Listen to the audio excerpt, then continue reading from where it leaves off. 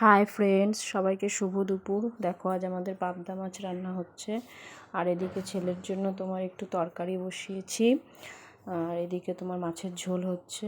পাবদা মাছটা একটু হালকা করে করেছি, আসলে খুব গরম তো, তাই সর্ষে বাটা দিয়ে করিনি। আসলে আমার ছেলেও খাবে, ও তো ছোটো, তাই হালকা করে রান্না করলাম।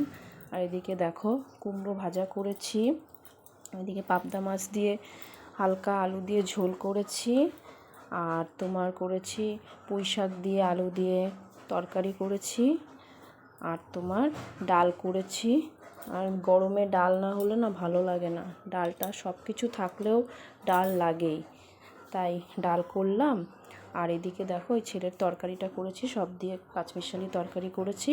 আর এদিকে একটু পোনা মাছের ঝোল করেছি। আজ এটুকুই রান্না করলাম। বন্ধুরা, আমার ভিডিওটা কেমন লাগলো অবশ্যই তোমরা কমেন্ট করে জানিও। আর এই গরমে তোমরা সবাই ভালো থেকো, সুস্থ থেকো। টাটা বন্ধুরা।